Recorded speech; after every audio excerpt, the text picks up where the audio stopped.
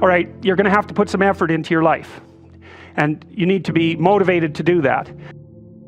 And so what are the potential sources of motivation? Well, you could think about them in the big five manner. You know, if you're extroverted, you want friends. If you're agreeable, you want an intimate relationship. If you're disagreeable, you want to win competitions. If you're open, you want to engage in creative activity. If you're high neuroticism, you want security. Okay, so those are all sources of potential motivation that you could draw on, that you could tailor to your own, you know, your own personality. But then there are dimensions that you want to consider your life across. And so we ask people about, well, you know, if you could have your life the way you wanted it in 3 to 5 years, if you were taking care of yourself properly, you know, what would you want from your friendships? What would you want from your intimate relationship? How would you like to structure your family? What do you want for your career? Well, how are you going to use your time outside of your job? And how are you going to regulate your mental and physical health, and maybe also your drug and alcohol use? Because that's a good place to auger down, you know, because alcoholism, for example, wipes out, you know, 5 to 10% of people. So you want to keep that under control. And then so maybe, you know, you develop a vision of what you would like your life to be, and that associates the goal. Well, once the goal is established, and then you break down the goal into micro processes that you can implement, the micro processes become rewarding in proportion, in relation to their causal association with the goal, and that tangles in your incentive reward system, keeps you moving forward. And the way it works is that it works better if it produces positive emotion when it can see you moving towards a valued goal. Okay, well, what's the implication of that? Better have a valued goal, because otherwise you can't get any positive motivation working out. And so the more valuable the goal, in principle, the more the micro processes associated with that goal start to take on a positive charge. And so what that means is, well, you get up in the morning and you're excited about the day, you're ready to go. And so as far as I can tell, what you do is you specify your long-term ideal. Maybe you also specify a place you want to stay the hell away from, so that you're terrified to fail as well as excited about succeeding, because that's also useful. You specify your goal. You do that in some sense as a unique individual. You want to specify goals that make you say, oh, if that could happen as a consequence of my efforts, it would clearly be worthwhile. Because the question always is, why do something? Because doing nothing is easy. You just sit there and you don't do anything. That's real easy. The question is, why would you ever do anything? And the answer to that has to be because you've determined by some means that it's worthwhile. And then the next question might be, well, where should you look for worthwhile things? And one would be, well, you could consult your own temperament. And the other would be, look at what it is that people accrue that's valuable across the lifespan.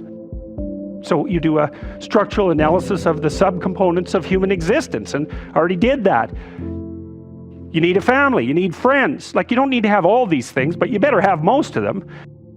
Family, friends, career, educational goals, plans for, you know, time outside of work, attention to your mental and physical health, etc. You know, that's what life is about. And if you don't have any of those things, well, then all you've got left is misery and suffering. So that's a bad deal for you. I think the best thing you can do with regards to your conscientiousness is to set up some aims for yourself, goals that you actually value.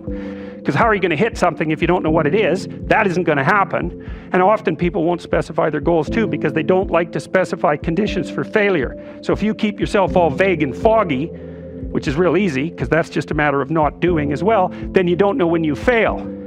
And people might say, well, I really don't want to know when I fail because that's painful. So I'll keep myself blind about when I fail.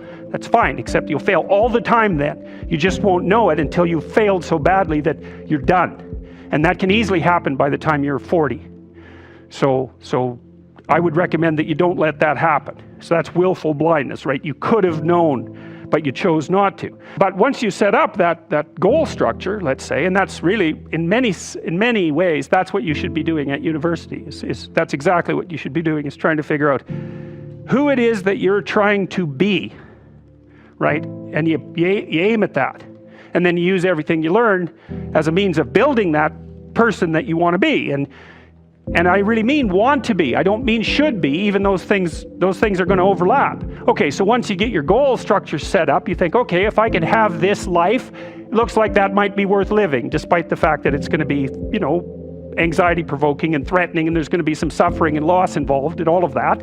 Obviously, the goal is to have a vision for your life such that, all things considered, that justifies your effort. Okay, so then what do? Well, then you turn down to the micro routines. It's like, okay, well, this is what I'm aiming for. How does that instantiate itself day to day, week to week, month to month? And that's where something like a schedule can be unbelievably useful. Okay, so what's the rule with the schedule? It's not a bloody prison. That's the first thing that people do wrong. They say, well, I don't like to follow a schedule. Well, it's like, well, what kind of schedule are you setting up? Well, I have to do this, then I have to do this, then I have to do this, you know, and then I just go play video games, because who wants to do all these things that I have to do? It's like, wrong. Set the damn schedule up so that you have the day you want.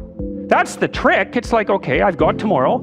If I was going to set it up so it was the best possible day I could have, practically speaking, what would it look like? Well, then you schedule that. And obviously there's a bit of responsibility that's going to go along with that, because if you have any sense, one of the things that you're going to insist upon is that at the end of the day, you're not in worse shape than you were than at the beginning of the day, right? You know, you have to negotiate with yourself and not tyrannize yourself. Like you're negotiating with someone that you care for, that you would like to be productive and have a good life. And that's how you make the schedule. It's like, and then you look at the day and you think, well, if I had that day, that'd be good. And if you hit it even with 50% accuracy, another rule is, well, aim for 51% the next week, or 50.5% for God's sake, or because you're going to hit that position where things start to loop back positively and spiral you upward. So that's one way that you can work on your conscientiousness, is plan a life you'd like to have.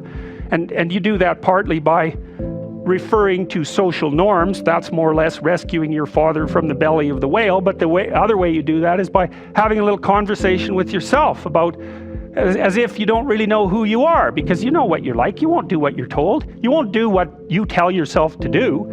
But, you know, my point is that you have to understand that you're not your own servant, so to speak. You're someone that you have to negotiate with, and you're someone that you want to present the opportunity of having a good life to. And that's hard for people, because they don't like themselves very much.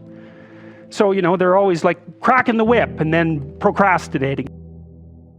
One of the things you should be asking yourself is, when you spend an hour, was that, well, would have I paid someone $50 to have had that hour? And if the answer is no, it's like, well, maybe you should do something else with your time. And it depends on whether or not you think that your time's worthwhile. But the funny thing about not assuming that is, if you assume your time isn't worthwhile, what happens is you don't just sit around sort of randomly in a state of responsibilityless bliss. What you do is you suffer existentially.